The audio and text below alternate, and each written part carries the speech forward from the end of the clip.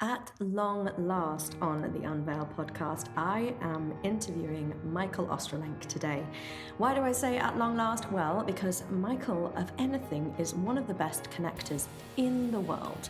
Michael is responsible for the majority of the podcast guests that you have heard thus far on the Unveil Podcast, and he continually surprises me with the brilliant people that he knows, that he has relationships with, and that he's studied with and studied under.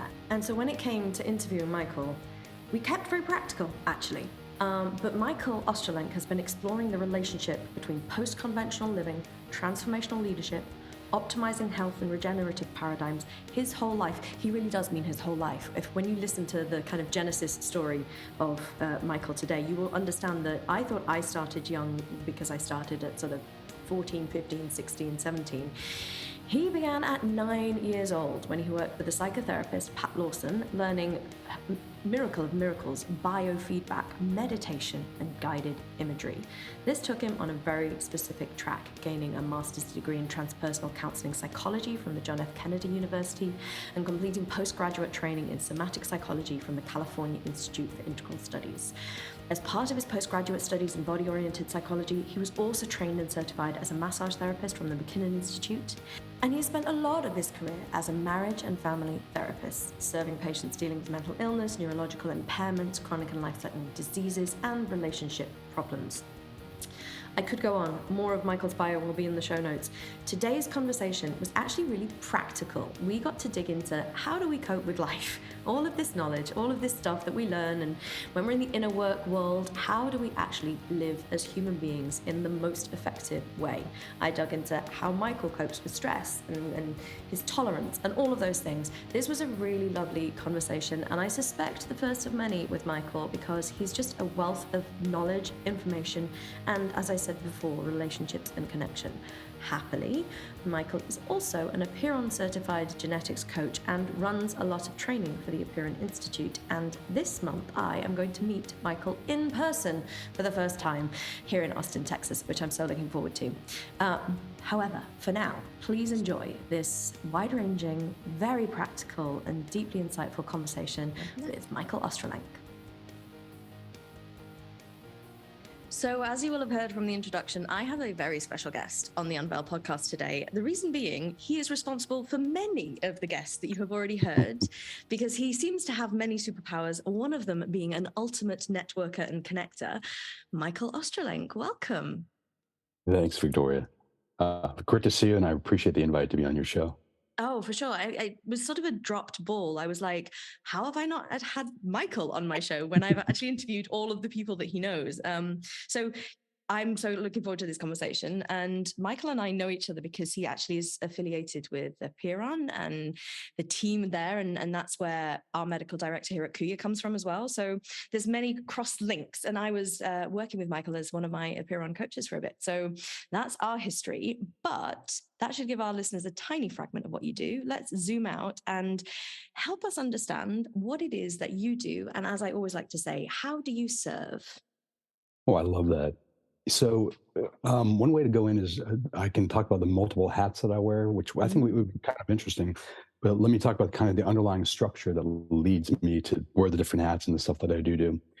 Just quickly background, I'm trained as a marriage and family therapist, transpersonal orientation, postgraduate work in somatic psychology, connected to Ken Wilber and the Integral Institute, Spiral Dynamics. So, a wide variety of like mind, body, spirit, self-culture, nature, kind of trainings and ways of thinking about the world. I'm driven by the desire, and this has been since I was a little kid, although I probably didn't have the language as a little kid, to promote the kind of integrated and generative development of human beings, institutions, and systems. Now, if you look back at my history as a therapist and a coach, I've done the individuals, I've done couples, I've done families, I've done groups. So working kind of more at the individual or small scale level, but also spent about 20 years doing public policy, which is also more of the institutional and systemic level as well. So I do all kind of three levels, but more recently, I retired from policy after 20 years. Most of my time is spent kind of more at the smaller scale, individuals, couples, families, and groups. Amazing. And so why this? Where did this come from? This feels like a very solid theme. And you mentioned being a kid. It's like, I always am fascinated about the ingredients that go into someone's passion, especially when it's as specific and as involved as yours. Well, I can repeat a story my mom told me. I don't Hmm. remember this because I was 5, and I can Hmm. tell you a story when I was 9. And both stories kind of connect and move me into the present day where I do what I do today. Hmm. When I was 5, I was born and raised Jewish, and I came out of Sunday school. And I told my mom that all they do is teach history there. There's no spirituality, and I don't want to go back.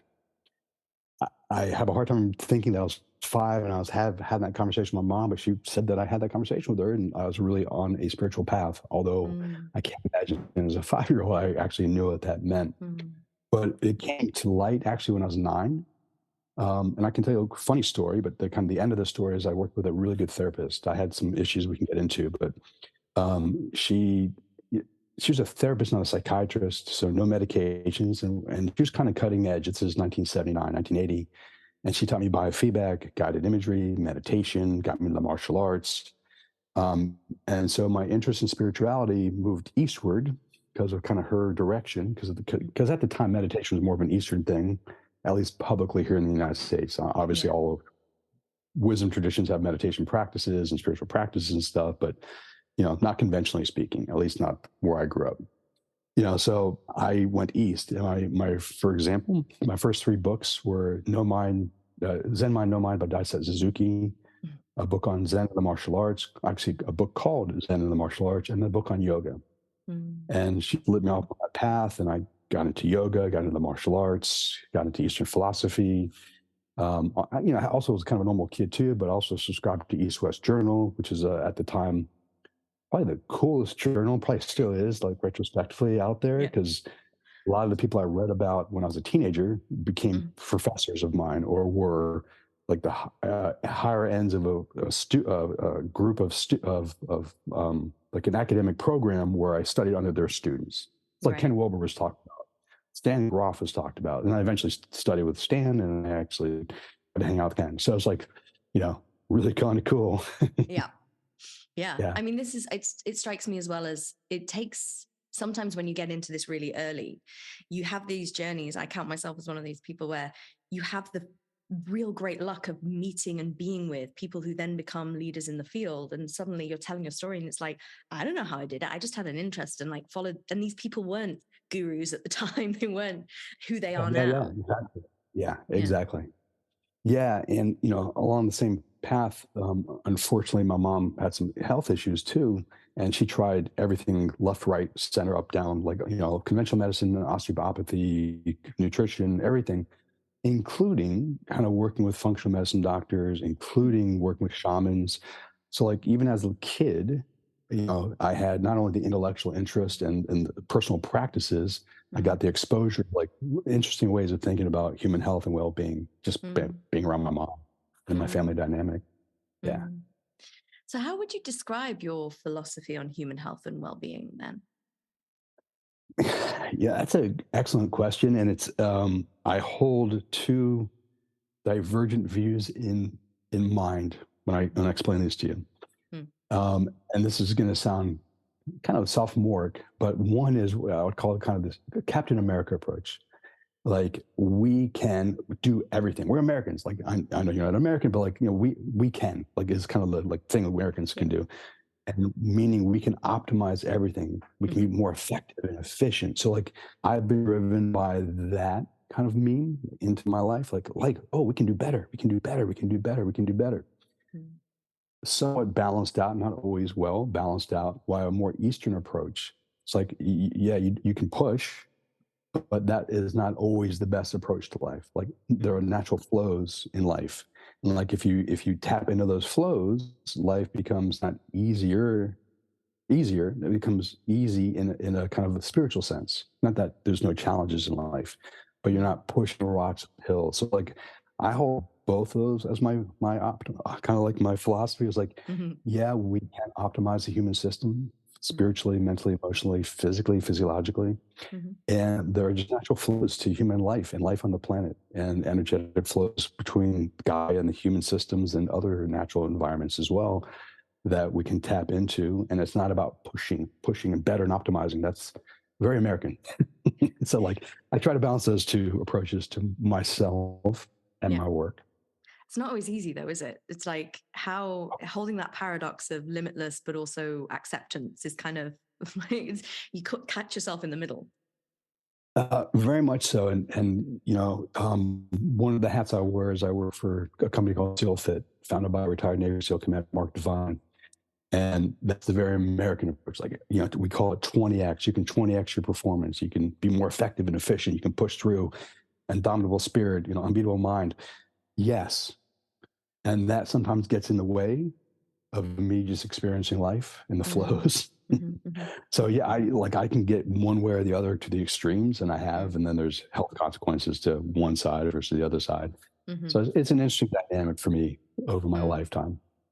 Yeah. And so what is it that you are doing with the SEALFit company? Because Mark Devine has been on the podcast, and I'm sure people will, introduced by Michael Ostrolenk, and I'm sure people will have grasped from him that he is a perfect balance of like push drive and also kind of flow state stuff. But I'm interested as to how you support in these kind of businesses. What's your role when you're getting into this? Well, I can step back and just tell you a little history of my connection with Mark. So when I was 39, many, many, many, many years ago, my wife wanted me to tell her what I want to do for my 40th birthday. And she's thinking, oh, I'm going to go to the beach and go to the islands and do some crazy shit at the islands. And I'm like, no, I want to go train with the SEALs. I found a 3-week training program that Mark had. It was called the SOF Academy. And it was for young men who want to go Navy Special Warfare. And at the end of the 3 weeks, and literally during the 3 weeks, you train 12, 14 hours a day. It's a really intense physical, mental, emotional training program because it's for 22-year-old guys who want to go Navy Special Warfare, become a SEAL. Got it. Or other special operations units in the American system. And at the end of it, we do what's called Kokoro Camp, which is modeled after Hell Week, but it's 50 hours, no sleep, multiple different environments from the beach to the ocean to the grinder to the mountains. And you're just, one evolution after another. So that's what I did for my 48th birthday. I feel like we need some psychoanalysis on you, Michael. That doesn't sound like a normal choice for your 40th birthday. It was an amazing choice. Maybe it wasn't so normal, but it was awesome because, like 4 of the guys I trained with for those 3 weeks now are SEALs. I literally just had dinner with one of them a couple of nights ago. So just like I got to train with some amazing young men who are now older men, but still amazing human beings. I was the old guy. I was never the fastest in the swims or the runs or carrying the heaviest weights, but I did my best to keep up and successfully so. And then a couple months later, Mark contacted me and he's like, I want to take what we do in that 3 weeks and then the 50-hour camp, and I want to expand it to a larger audience because not everyone's 22-year-old young man who wants to go Navy Special Warfare, but these skills, capacities will work for a wide variety of human beings in their life. So I helped him launch what we call the Unbeatable Mind Academy, which is took a lot of the principles and practices, but scaled it. You don't have to be a 22-year-old stud. You can just literally just fall off the couch as a 40-year-old and start utilizing some of these principles at scale. And you can be an elite athlete or whatever. But like we scaled the program. So I helped him build that and ran it for him for many, many years. Launched a coach and training program that I helped launch, and then co-led and then ran for a couple of years. Helped launch and ran his mastermind group for I think 4 or 5 years. So just like it really is a strong decade of 4 times a year going out to San Diego, which is beautiful, hanging out and doing some amazing training with some great clients, and then Mark and the team. Wow. So that's one of my hats. One of the many hats. And it feels like there's so many different ways to focus on optimization. And it is like you can take some of these principles of extremes and bring them back to the mean and actually be valuable for everyday people.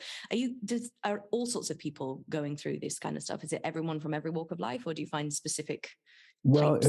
It's fascinating, and Mark does an amazing job because, people are attracted to him. He's a SEAL, tough guy, macho, that kind of stuff, and they show up and they're like ready to go, and there is some in the program, but then he's like, oh, let's meditate. Let's do yoga. Let's do some box breathing. Let's open the heart through compassionate training. And okay, well, if a SEAL can say that, that must be okay. So right. So it is the hoo-yah, gung-ho. Gung-ho is a Marine, but like powerful, unbeatable mind type stuff. But Mm-hmm. there's also like, hey, care, compassion, and love. Let's Mm. learn to live inside the body. So he's done an amazing job of kind of integrating these kind of seemingly opposite paths into a Mm. training program. Mm. So with that said, it attracts a wide variety of people. Yeah. Mostly, at least in the early stages, were type A personalities. Right. Yeah. And what I would find, like, what the funny thing, after years of doing this work with him and the clients, is like, we had the 20x was the concept. Like, you can do 20x more than you think you can do. Mm-hmm. I came to the opposite, like, oh, let's do negative 20x. Because some of these type AAA personalities are Oh like, I want to do yeah. the next challenge. I want to do the next challenge. I want to do the Yeah. next challenge. Like, Mm-hmm. why don't you just sit still? Mm. And no more Spartan races, no more Kokoro camps, no more Tough Mudders, no more, whatever the big new thing is to go do Mm. to challenge oneself. Like, learn just sit quietly. Mm. And for some of those guys, they'd rather climb the mountain or do the Spartan race Yeah. than sit in their own feelings. Mm-hmm. Yeah. Yeah, it was It's interesting. like, yeah, it's fascinating to me as well, because there's that phrase of like, progress is when you're just outside of your comfort zone. And it's like everyone thinks that's pushing and that's the active thing. But for some people, it's just not comfortable to be still and to be with one's own thoughts and to not have stimuli at every single moment of every single day. Exactly. And as a trained marriage and family therapist, I also find it true when I work with clients in their relationships. Mm. Like, I don't want to have that crucial conversation with my wife or my husband. I want to Mm-hmm. go for a long run or, Yeah. or do 100 burpees or whatever the thing is the next challenge. It's like, yeah, Mm-hmm. like, I completely agree with you. Like, how do you teach them to sit in their own experience? Then how do you teach them also how to relate to another human being without like Mm. doing that push pull Mm. or escape, in terms of Mm. using physicality to escape the relationship? Mm-hmm. Mm-hmm. And so in your marriage and family therapy, is it mainly just sort of normal therapy like people would understand? But you've studied with some amazing people. So I'm wondering what tools and techniques you pull into serving all of your clients. Do you do Well, like more so stuff? yeah, I do. So I don't do marriage and family therapy anymore as a therapist. I'm still licensed, but I do as a coach. Just want to make that clarity. So I don't work with mental illness presently. I just work Got it. with like where you're at. Let's take you to the next level. Yeah. And our mutual friend, Stuart Savatsky, Mm-hmm. is a mentor of mine since like 96, 95. It's a Right. long, long time ago. Mm-hmm. So, I've incorporated transpersonal work, somatic work, a lot of somatic and energetic work in the system. Yeah. And then I love his approach, which I've integrated into the work. So when I work with a couple, yeah, you can do effective communication and active listening. All that stuff is really important because most of us don't have those skills. Yeah. But one of the things I like to work with is like, how do you upgrade the human system to increase the vibration Mm-hmm. so both clients rise up and rise up Mm. together, supporting each other in that process, which is, you change the neurochemistry as they go up, and it changes the psychology, changes the physiology, and they're up to higher states, or Mm-hmm. eventually, hopefully, higher stages of development, not just state changes, but Mm. stages. That's Mm. kind of the framework I use with couples. So yeah, we can work on kind of just the effective communication stuff, but like, cool, as a basis for like raising you up to higher stages of consciousness, really. Mm. And this must be so impactful to relationships. It's almost like going on a journey together, but also like getting into coherence as a couple. Coherence is an amazing word because I do have my clients do HeartMath, Of course you do. which is perfect. Yeah, and it's great because I have them do it individually, and then I have them come together as a couple and do HeartMath. Mm-hmm. Question is can they retain their coherence while they're engaging in a challenging conversation? And Oh, wow. yeah, which is a lot of fun, and and I think fun is really important. Like, it is hard work to be in a relationship, but I try to inculcate in my clients a playful approach. Yeah. Let's experiment. Let's try new things. And HeartMath is a great tool because, like, you're like, okay, I'm going to show up. I'm going to be coherent. I'll have my thing on. Like, and I start talking, or my partner says something, and like, oh my god, I'm triggered. I'm falling back into my personality, programming, and then I'm out of coherence. Cool. Mm-hmm. Okay, let's get you back into coherence. We have an agreement with the spouse or your partner. Get back into coherence. Re-engage. And keep practicing. Keep practicing. So you don't fall back into reactive states. You're Mm-hmm. proactive Yeah. in the coherent place. Yeah. Just for our listeners, let's take a step back because there will be people who don't know what HeartMath is. So would you just like to give us the sort of brief snippet, 2-sentence version of what HeartMath is so that people can understand? And we'll put some links in the show notes so people can find this stuff. And HeartMath, at least for me, has been around since the 1990s. They've been tracking research for a long, long time. And I believe their basic intention is that if you get the heart in a coherent state, it drives the brain in the head, as opposed to the brain driving the rest of the physiology of the body. And the coherent state improves a lot of things, like parasympathetic activation, so you're more calm, cool, and collected, increases immune function. I think they showed positive effects on immunology, cardiovascular and respiratory health. Like, there's just a lot of benefits from being in this coherence where your heart is functioning at its optimal level and driving the rest of the body. Yeah, for sure. And I can imagine, I mean, I would get really competitive with my partner if I was trying to do HeartMath. It's like, I'd stay more regulated than you. I love that. That's good. But I mean, it does add that element of fun. And I think sometimes all of this personal development work can get really serious and really heavy.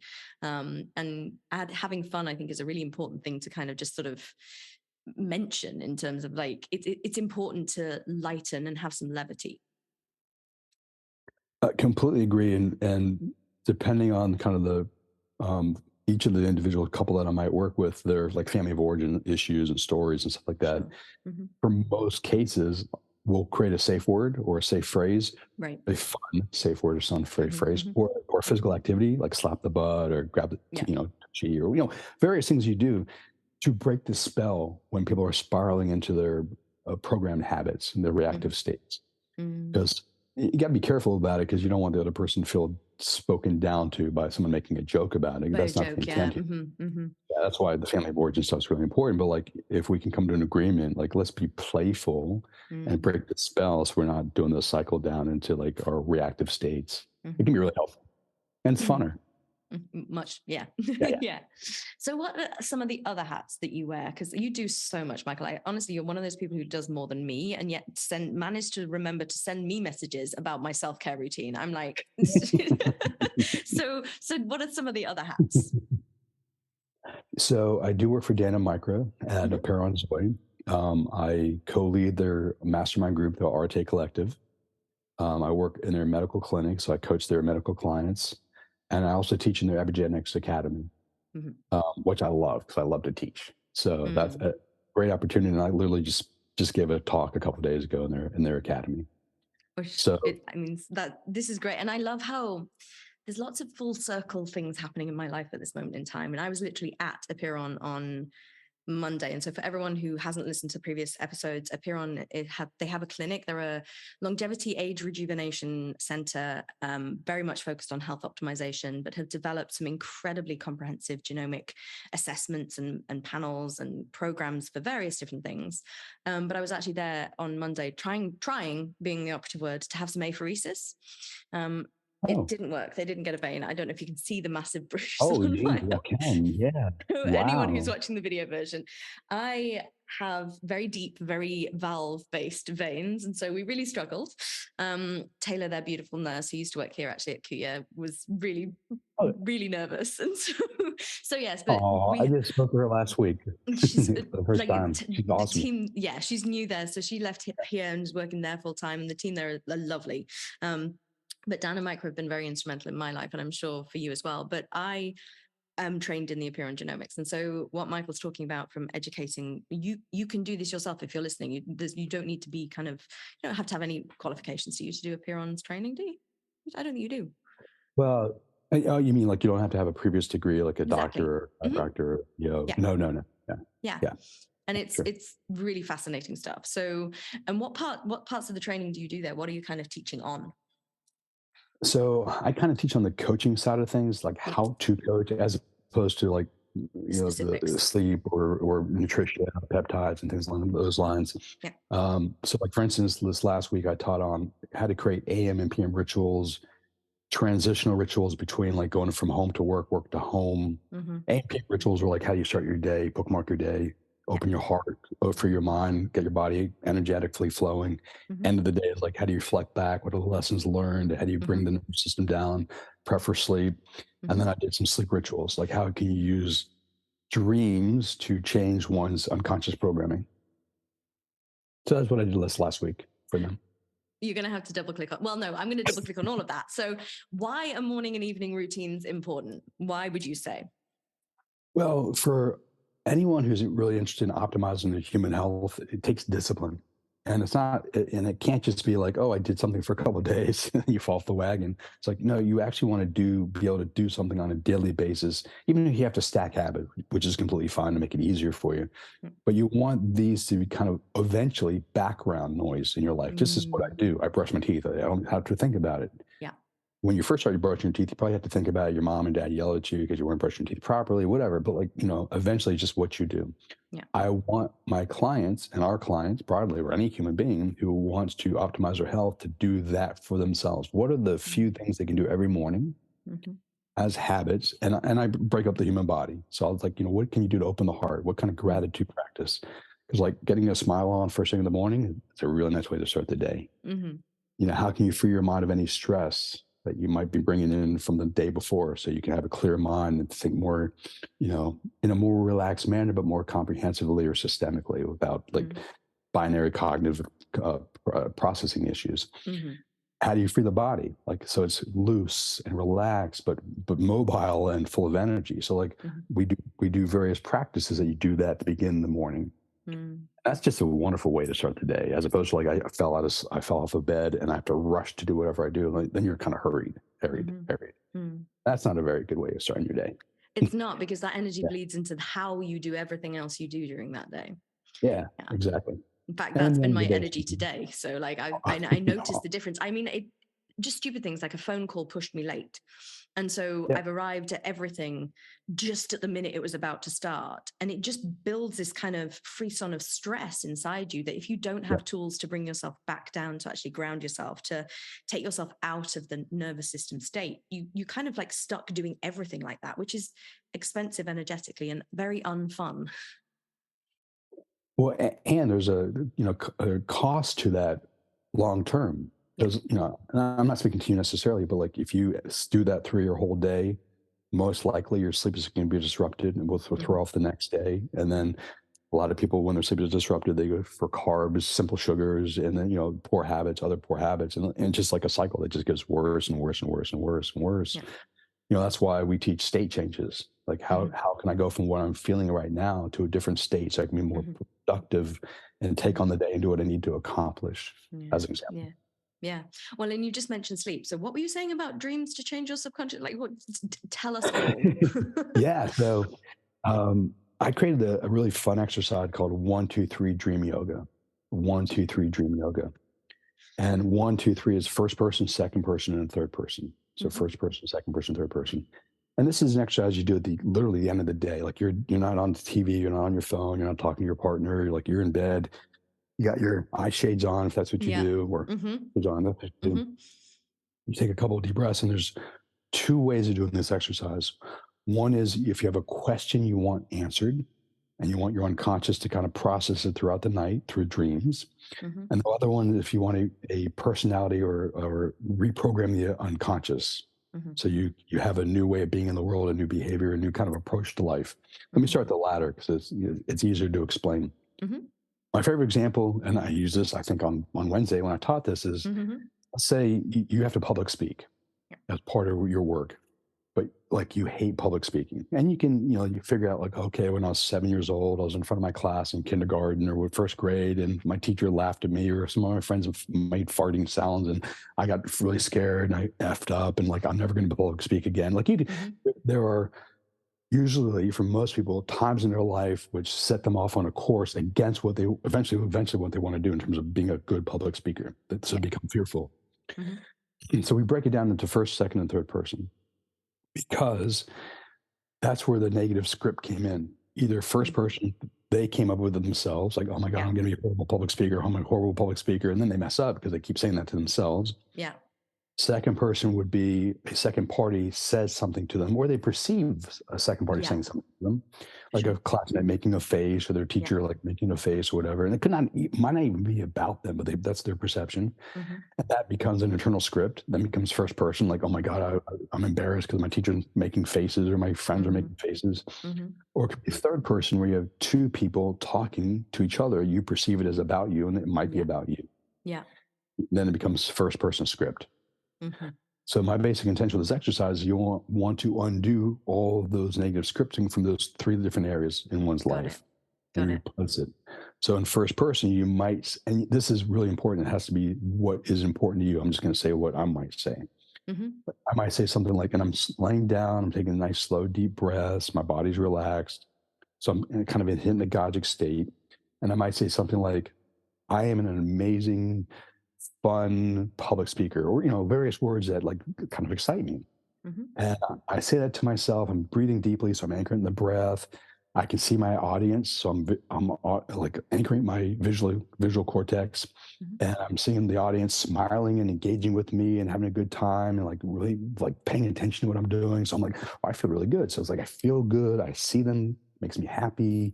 I'm breathing really deeply and I'm relaxed. I'm moving around because I'm dynamic. You do that 3 times in first person, like, Mm-hmm. I am this, I am this, I am this, but really Mm-hmm. slowly anchoring the various sensory Yeah. data points. And then you do the second person. You choose someone who's important to you, a coach, a teacher, a friend, a family Mm-hmm. member, your mom and dad, whoever, who would say to you, Michael, you're an amazing, dynamic, fun public speaker. And you're like, Mm-hmm. that person's so important to me. I believe it and it makes me feel Mm-hmm. good. So I hear it, I see it, I feel it. I'm breathing deeply. So I anchor in the various things Mm-hmm. times. And then in third person is two people talking about you who are important to you. And one would say to the other, oh my God, Michael's such an amazing public speaker. And the other one say, God, he's so dynamic, and back and forth. And you're just like, I love these people. They're so meaningful to me. Or they're like, give me such great compliments. I feel good. Mm-hmm. All basically you're doing is you're anchoring it in various sensory data points in the Yeah. brain as well. And you're just re-scripting Mm-hmm. or replacing the, other script, the negative script, Yeah. public speaking capabilities with a positive one. And you do that every night before you go to bed for at least 30 days. Mm-hmm. And you watch your dreams, Mm-hmm. because the possible conflict between the old program and the new program could emerge during dream time. Or Got it it. might even emerge when you're during waking consciousness too. Mm-hmm. But it's like grist for the mill. So the best ideal is like it just replaces the old with the new script. Mm. It's not the worst, but a little more challenging is like, okay, it doesn't completely replace it. There's still kind of an internal conflict, but like I can work through it in my dreams or bring it to my therapist or coach to work through it in waking consciousness. And it's just a really fun exercise. And I've had a lot of people just love that. Like, and I just want to say this, you actually have to practice public speaking. You can't just You play it in can't your just head. imagine that it's worked and then Yeah. Yeah, it's like the basketball players. They imagine they're shooting the free throws successfully. Cool, but you actually have to go through the hoops. Yeah. Yeah.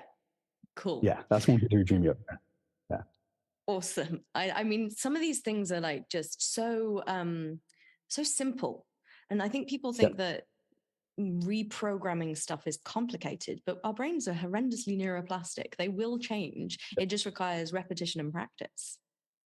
Yeah. Yeah, and I think that's the key. Like that's why I say do at least 30 days, every night. I mean, you might be the lucky one. I do it the first night and boom, I have a new script in my head. Cool. Right. Great. That's awesome. But it usually takes quite a few times. I'm just thinking of like all the stuff I need to repattern. I could be here for like a year or so doing this stuff. Well, and that brings me on to a really interesting question that I always think when I speak to people like you. You clearly have a huge bag of tools to do stuff and regulate and, be resilient and all those things.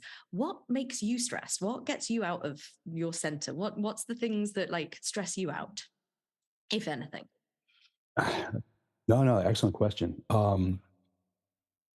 Most things don't. The few things that do are important interpersonal relationships. Like if they're out of whack, I get out of whack pretty easily. Or like if there's a health issue within a family or a close friend, that does stress me.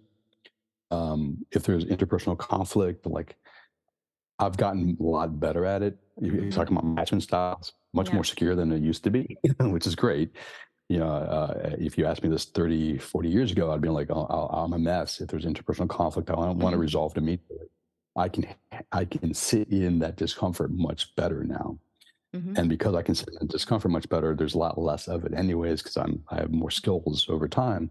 But I'll say that kind of more the interpersonal things, especially around illness, because that's been Mm. kind of a consistent theme in my life around with family Yeah. and friends. And it's often those things that are there's stuff from childhood that gets triggered every time it comes up in like adulthood. They're the ones that dysregulate me for sure. It's like, oh, that feels like it's a bit too close to something that feels familiar. Yeah, right on. Feels familiar. Yeah, Mm. Mm. that's for sure. Uh, Yeah. yeah. So, good. Hmm.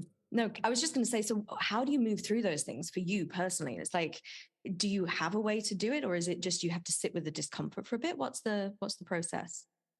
Yeah, so and I teach this too, and I have to eat my own dog food, so I try to do this as well. I'm not always perfect at it, That's but a great way of putting it. I love. there's two different ways I look at these things. One is an immediate short-term state change, and I'm really good at that. And I Yeah. don't mean like by drugs, alcohol, or porn, or movies. Like, yeah, of course you can distract yourself. That's not Hmm. what I'm talking about. Hmm. I have practices I do around breath, posture, movement, and meditation, which can help me change my state. Mm. Cool. That doesn't resolve the kind of underlying issues. Right. And I always state that, like, hey, do these things for the Hmm. short term so you can get things done in your life Mm. and you feel better in the short run, but like you still have to deal with this. So there's two Hmm. ways I deal with this. And this is one of the things I learned from Stewart. You know, Mm. Hmm. he talks about kind of I use the word nobility, but resilience. Hmm. Teaching, I've taught myself and I teach my clients to do this, to sit in those very uncomfortable feelings as long as I can without trying to distract myself. Mm. Because what I find is it increases my capacity to sit with even more uncomfortable feelings. Hmm. And when I can do that, I have seemingly a lot more clarity, and not just cognitive clarity, but like the Mm. kind of the whole system can kind of adjust differently Hmm. as opposed to like I'm feeling something and I need to distract myself away from it. Like, no, Right. like, just sit with it and allow it. And really, I think you interviewed Raj, like you Hmm. expanded to more parts of your body. Like I Yeah. love his approach. Yes. So part of it is like, okay, I'm just going to sit in that uncomfortable place, Mm. expand it, and see what lessons I can learn from it. Hmm. Mm.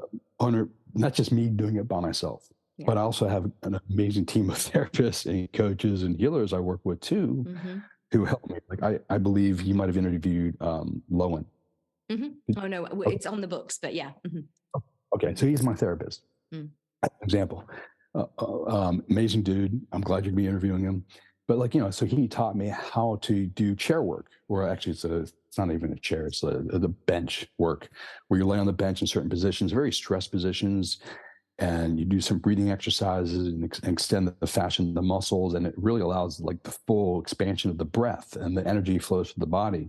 So whatever the Mm. contractions might be, what I'm holding on to because I don't want to feel these things, Yeah. like you're working against those things, you help break them apart. I don't know Hmm. if that's the language you actually use, but Hmm. like, it loosens these things and allows a full experience to go through the body. Yeah. So, those kind of practices that I do, as Hmm. well as like, oh, I need a quick state change too. I can do my breath or mantra or whatever it is. Yeah, yeah. Well, and just to say as well, I think sometimes when I recommend some of Raja Selvam work in terms of the expansion thing, people are like, "Oh, but that'll hurt more," because it's like you're making it bigger, and it's like actually it's allowing more of your surface area to kind of hold the sensation. Is the way this stuff kind of works, and letting it out. We as human beings, we do a great job of tensing into things, and sometimes just allowing flow is therapy in and of itself. And that's why I did my postgraduate work in somatic psychology, the Mm. California Institute for Individual Studies, a million years ago. Had a really interesting experience with what you're just talking about. I'm like, I Mm. was in an ordinary state. I tapped into some deep respiratory lung issues that Mm. were family of origin type stuff, and even Mhm. pre-personal or transpersonal. Mhm. And I'm like, holy shit! Sorry, like You there's can some swear, it's really fine. powerful things here. Yeah, okay. Related to the breath, psychology, and one's biography. In my case, my biography. I want to understand that. So I'm like, I need to go study that. So that's why I did my postgraduate training in somatics, because like I Mm. want to understand how the body actually does these things. How does it store and Right. contract and then open up and free. Yeah. And so just for our listeners, because I say the word somatics a lot, whenever I have someone on who's like literally studied this stuff, I love to get their definitions of what were you studying when you were studying this somatic psychotherapy? What was It's the happening? body as experienced from within. So I had Don Johnson was one of my professors, Mm, um, and he's amazing. I think you might be interviewing him as well. mm-hmm, Um, Tina Stromstead, and I'll share with you some of the things I learned from them. And there's a Weaver. This is Dr. Weaver. So let me walk through two of the classes. What we did mm-hmm, with Dr. Weaver's class, we worked from sitting to standing for hours. Like, what muscles do you engage just from sitting to standing? And she wanted us to experience it in first person, mm, how we engage those muscles. mm, What that allows you to do is to start realizing, like, am I engaging them appropriate to gravity? Like, if you're thinking like Rolfing and structural integration, like, well, actually, I'm not. I'm off balance somewhere. If I'm off balance, it's going to cause a whole host of physical yeah. and eventually psychological issues because of the lack of alignment. So we literally spent hours from sitting to standing. Mm-hmm, For Team Stromstead, we did authentic. What was it? Authentic movement, mm-hmm, and it's very much it's a spontaneous movement system. So instead of a choreographed movement like a yoga, like you move from one posture to the other, mm-hmm, you sit and allow the body to move itself. mm-hmm, And if you do that, like, you really pretty much your unconscious starts expressing itself through physical movement. mm, And when you start moving, imagery will come up, smells and sounds and mm, memories will start emerging. Things will start popping up in physical parts of the body. Like what the mm-hmm, hell is that? mm-hmm, Just from like spontaneous moving. And so we just spent hours mm, practicing, not even in mm-hmm. practice, doing it Yeah. over and over again. Mm. So those are some of the really cool things I learned at Mm. CIS back in the day. Back in the day, you make it sound like it was forever ago, and I know that it wasn't. Might feel like it, but I know that it actually wasn't. Yeah. And this is so fascinating to me because I think what people fail to sometimes realize with somatic work is it is slow. Part of the reason like why we don't do this stuff is because we're running around so fast everywhere. But just contemplating, and I did a workshop with Jim File, who's a student of Stanley Kellerman, and the contemplation of the preparation to do an action is like, just think of it, just slow all the way down. And like, how do you prepare to do the thing that you're about to do? And it, somatic work on that score, we were talking about like interrupting trauma responses. And it's like, if you know how you prepare to do the thing that you can do, you can disrupt the somatically hardwired kind of motor pattern. So I love Kellerman's work. We talked about Stuart Savasky already. When I was in grad school, we have to get supervision. So we get supervisors in our schools to look over as interns our case studies and learn learn from them how they might perceive and give us feedback. I'm always interested in a million things. So I'm like, I'm going to hire outside of the school. So I hired Stuart. That's how I originally met him, and I bring my cases to him, get his existential spiritual approach. Yeah. But I also work with the Kellerman a psychologist as well. And I bring him my cases, get his perspective. And I love Kellerman. It's brilliant. Yeah, it's one of those books where you have to slow down to read the books, because if you're reading Kellerman, the books are tiny, super, super short, but every sentence you have to kind of decode because it's got so much gold in it that it's like, it's a good read. But not as quick as you imagine it might be from the size of the book. So just out of shot here, people can't see my bookshelf, but there are like basically everyone that I've spoken to on this podcast, I've got their book and also all of the Kellerman stuff. So I'm pretty sure our bookshelves are relatively similar. I believe I have all of Kellerman's books. If I don't, we have to compete. And I'll beat you. And I'll get them all. Well, another solid Unveil podcast guest, Will Reason, is the person who put me onto Kellerman. And so he, I think, may win because he tracked some really rare, like $500 a copy books down somewhere. So he may win the Kellerman competition. But it's fascinating when you get into this kind of world because there is so much overlap with all of these physiological practices as well. We spend time thinking about like Feldenkrais. There's a lot of similarities of disrupting the kind of nervous system patterns as the kind of Kellerman original somatic work. But it's all fascinating. It's funny. I was thinking about you the other day because I know you're big into polyvagal theory and you've been studying it a lot and went to the conference, I believe, not too long ago. Yeah. Struck me. I was like, when I was in grad school studying this stuff, it was first person. We know it worked because you did it, but Yeah. there wasn't a lot of science behind it. Right. Except, I mean, you can look at the yogic system for thousands of years old, and there's that science, but not the Western science, objective measurements and stuff. But like, it's amazing how the science is catching up with these practices. Absolutely. Yeah. It's like heart filling. I love that. And I love it. And I have a dual response when I see a scientific study that comes out. It's like, one, okay, they've stated the obvious and stuff that the ancient Chinese knew like thousands of years ago. But also, two, I love that we're getting kind of the data to back us up, and it's not just anecdote anymore, because I mean, it's silly in somatics as well, because it's like the felt sense is the whole thing, and we're trying to study a felt sense. It feels a bit kind of like unnecessary, but I do like that we have it to convince the negative naysayers who don't think that this work is relevant. I completely agree. Have you had any guests on Chinese medicine? We had Roger Janka last week on the date of recording. So okay, good. Because I was going to recommend Roger if I hadn't recommended Roger no, already. I interviewed him. I had a great conversation with him, and because so much of my background began with actually human design. So basically, we're using the ancient I Ching. So we've got the 64 gates of the I Ching. There's a lot of crossover, and my mum is was a health kinesiologist, and so Chinese medicine was kind of one of my on-ramps when I was about 13. So it's one of those things where having conversations with people who are really good at it, it brings back all of the kind of knowledge that I had. But I'm still one of those people who, when I get an allergy something, I'm tapping points or I'm rubbing points, or if I'm not digesting, I'm rubbing stomach points and all that kind of stuff. It's the things that are in my brain from my lifetime of doing this. I was speaking to somebody yesterday as well, and it's like, I began this when I was a teenager, like solidly like 13, 14, because of my mother. And it sounds a similar journey for you. You were there right at the beginning. And it's like the world is finally catching up. But I've been saying this for most of my lifetime. And I would imagine 20, 30, 40 years ago, people thought you were nuts.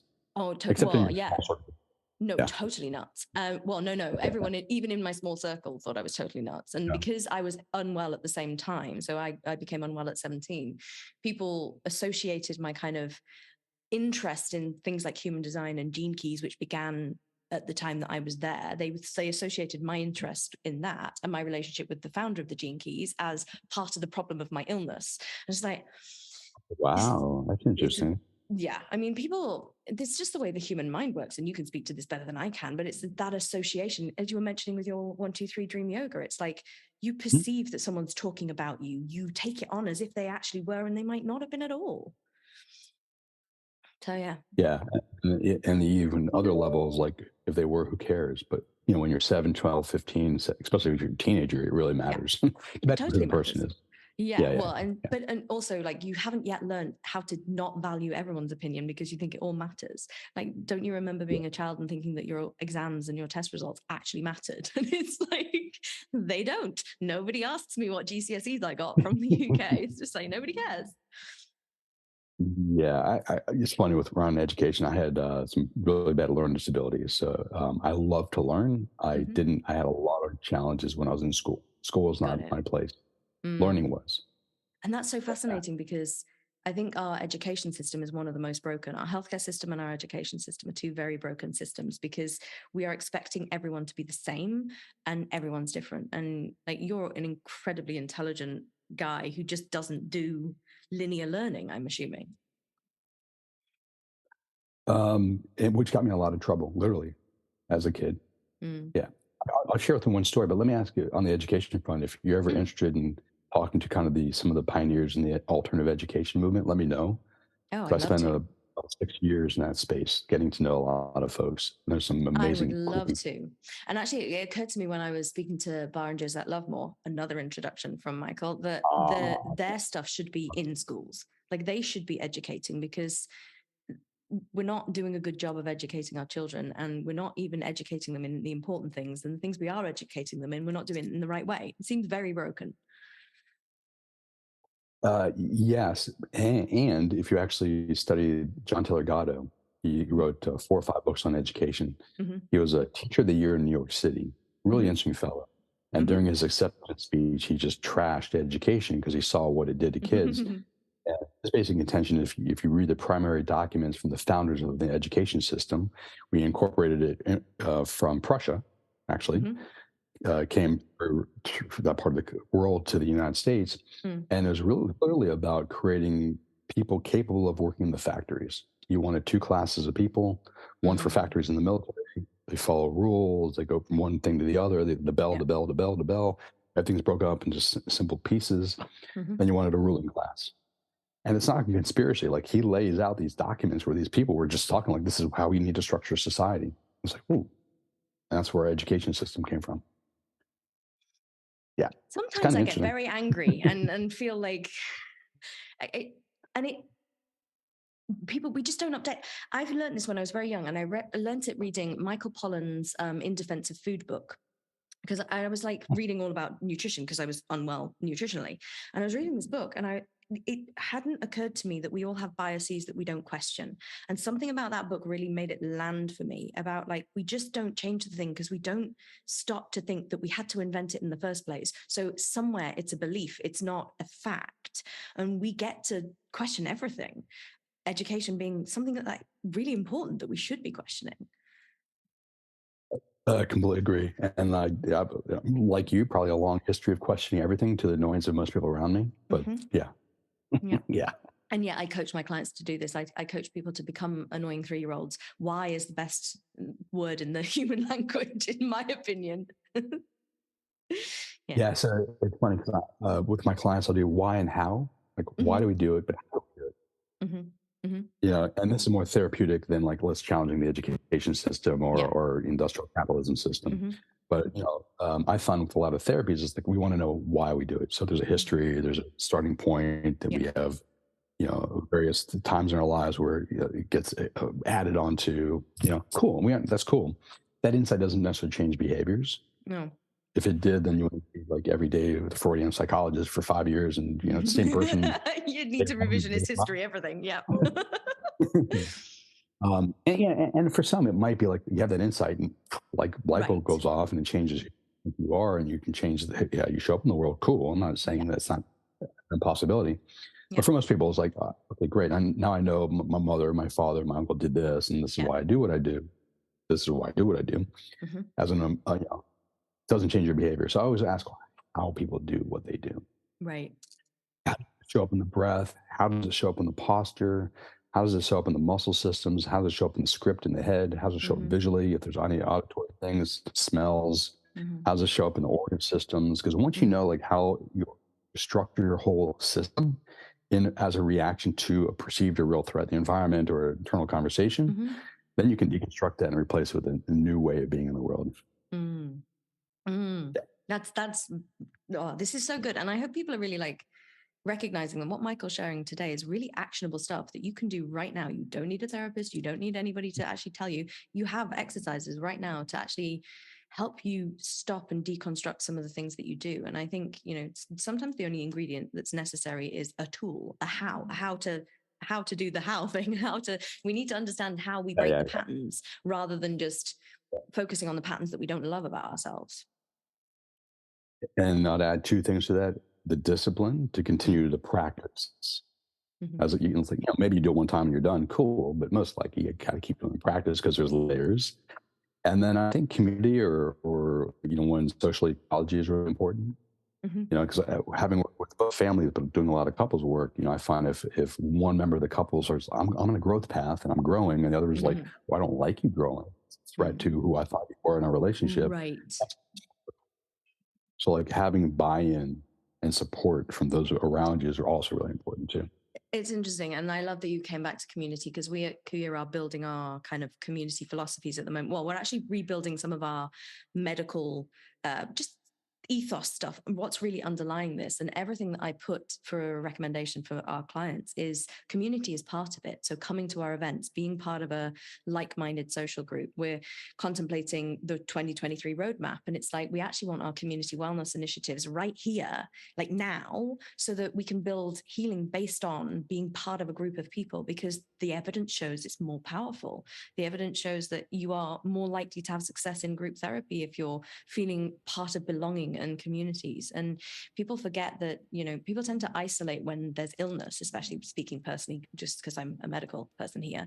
But I have seen drastically different outcomes between clients with technically exactly the same thing, but one person has a supportive community infrastructure, family, people, friends, and one person doesn't.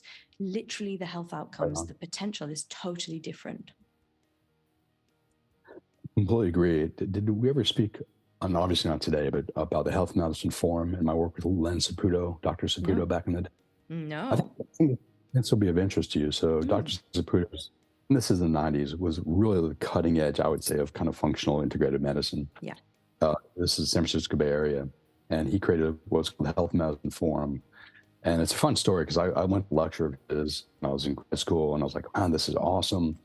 I said, and I'm thinking to myself, I can help him flesh this out a little bit more. So I walked up to him. I said, hey, are you familiar with Ken Wilber's integral theory? He's like, oh, no. It says, I'm going to write up a little paper for you and take your model through this all quadrant, all level, all lines things.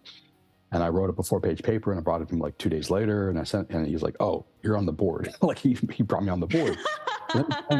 This seems to happen to you a lot, Michael. I feel like you show people your skill set and they're like, we need you on our board because we need to steal all of these skills. Actually, there's a long history of that kind of stuff, that's for sure. But what he had me do, and this is what he was already doing, I just helped him in this process. We would take a patient who is not recovering well or healing well from conventional medicine, and we take them what we call the health medicine panel process. So each patient would have a guide. Guide was specially trained to be with the patient, and the patient would come in for a 2-hour session with 6 to 8 healthcare practitioners. Always have an MD who can read the blood work and the MRIs and all that stuff. But then the other 5 or 6 could be like everything from a somatics practitioner to a shaman to a chiropractor to a DO. Like kind of a DO is more like an MD, but instead of a DC. But a wide variety of different kind of practitioners, psychologists and stuff. And each of the for probably the first time this patient's ever been with more than one person, let alone one person for more than 5 minutes, because that's what you do with most doctors' office. You're lucky. So it was 2 hours. And each of the people would listen to the story, ask really deep questions to get a kind of bigger picture of the story of what the person was about in their life and whatever the health issues were, but not just specific to the health issues. There's a lot more to it. Everything from birth and everything else, as we can talk about too. And each of the practitioners would do their diagnosis and assessment. So the Chinese medicine practitioner would do the pulse diagnosis, tongue diagnosis, and the structural integrationist might do the structural integration assessment. So the patient would get like a different assessments of who they are from that perspective. Right. Which gives them a much larger model or map of like who they are and how they can be seen. And then their guide would work with them after the fact, like, let's create a healing plan based on all this information. What's going to be best for you? How do you want to proceed? It might be, of course, let's continue to work with a medical doctor. That's really important. But let's pursue the Chinese medicine approach or the structural integrationist, like what really felt right for you at this time. And the feedback we got was twofold. One was just like, I felt healed just having 6 people love me for 2 hours. Pay attention to me, ask me deep questions, and be concerned about me, and pay attention.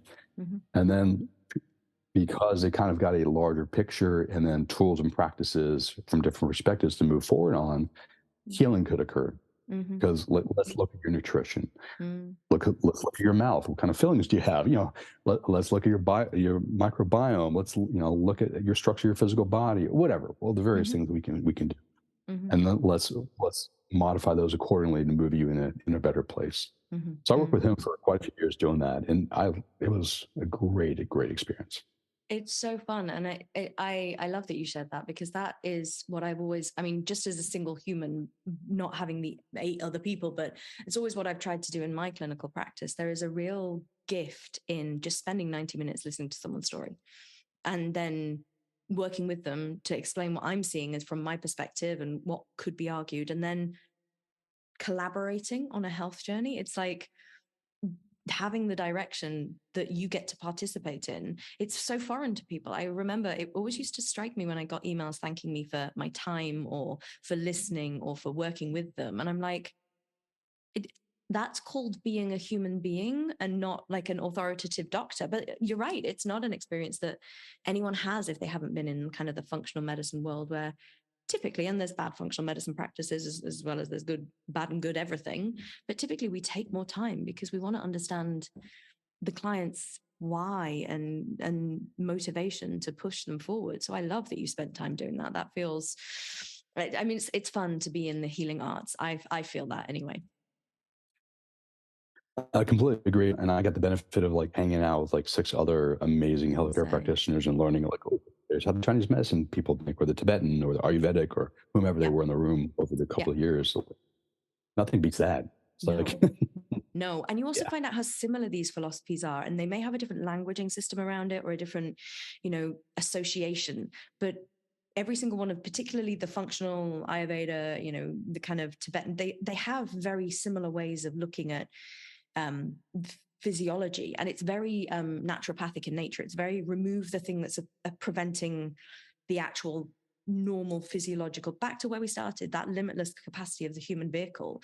If we remove the things that are preventing that limitlessness, that's how we get there. It's not by pushing all the like furtherings, it's just remove the stuff that's in the way. Yeah, because the body has a natural capacity, innate capacity to heal. Yeah, yes, it completely does. Just kind of nourish it and support it. Yeah. Cool. I've loved this conversation. We could go on for hours. I know that there's probably 79 more hats that you wear and, all the things that you do, but I'm going to call this close for part 1, and I may get you on for part 2 at some point in the future. But what I'd love to ask you is just, how do people find you? I will obviously put everything in the show notes, but if people want to learn more about you, read stuff, work with you, maybe, I'm assuming you're still doing some kind of taking on clients in your marriage and family kind of great. So how can people track you down on the interwebs? Yeah. So as a coach, I work with individuals, couples, and groups. You can have a website, Michael D. Ostrolenk, OSTROLENK.com. Twitter, M. Ostrolenk, MOSTROLENK. Same on Instagram. I'm also on LinkedIn. I think those are the only social sites. Facebook too. Yeah.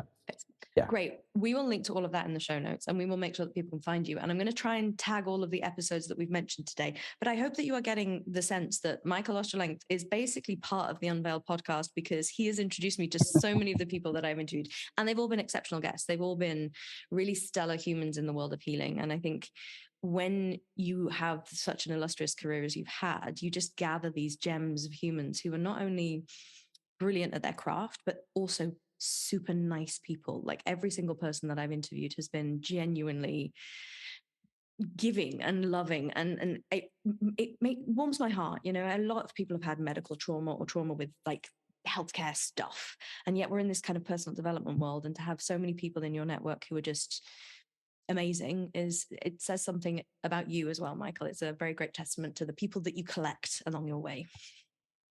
I appreciate that. And I'm add you to that list. So. Oh, thank you so much for joining me today, Michael. That's been such a fun conversation. I really appreciated that.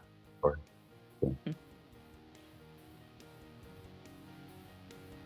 I hope that you all just fell in love with Michael Ostrolenk on that podcast. I really value that he's in my life for strange reasons, as per usual with all of this connecting in this world. And as I say, I am very looking forward to meeting him in person soon. For more resources, information, anything that you want to learn about Michael, if you want to stalk him on the interwebs, if you want to understand more of his history and background, please head to the show notes where you will find all of the links. And for now, all that's left to say is thank you for listening to the Unveil podcast, and I will see you again next week.